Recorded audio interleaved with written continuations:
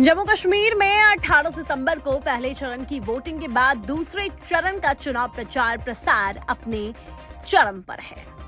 राज्य में 3 चरणों में 18 सितंबर, 25 सितंबर और 1 अक्टूबर को मतदान होना है। जम्मू कश्मीर चुनाव के नतीजों की घोषणा 8 अक्टूबर को की जाएगी। दूसरे चरण के लिए 25 सितंबर और तीसरे यानी अंतिम चरण के लिए 1 अक्टूबर को वोट डाले जाएंगे।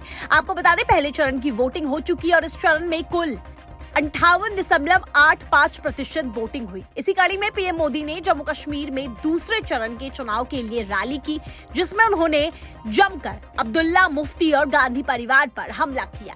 आपको बता दें, पीएम का यह दूसरा दौरा है। 1 सप्ताह से भी कम समय में वे यहाँ बीजेपी के उम्मीदवारों के लिए प्रचार करने आए थे, जिन्हें बीजेपी ने कश्मीर में उतारा है, विशेष रूप से लाल चौक निर्वाचन क्षेत्र से, जहां पार्टी को उम्मीद है कि वे जीत हासिल करेंगे।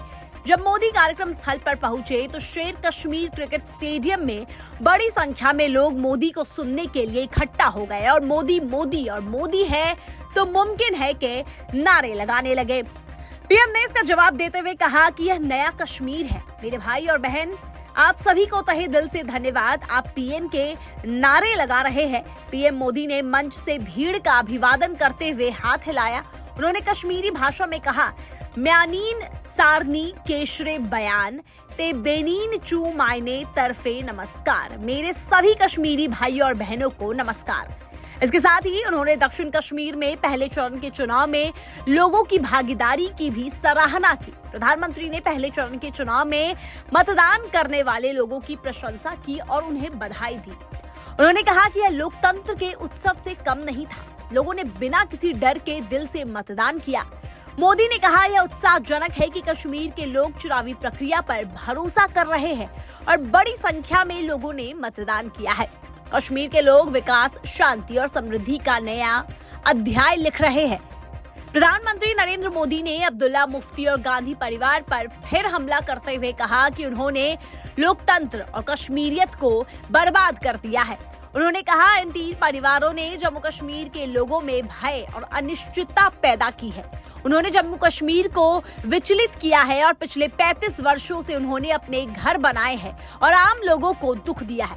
लेकिन मेरा मिशन जम्मू कश्मीर को इस पारिवारिक राजनीति से बाहर निकालना है।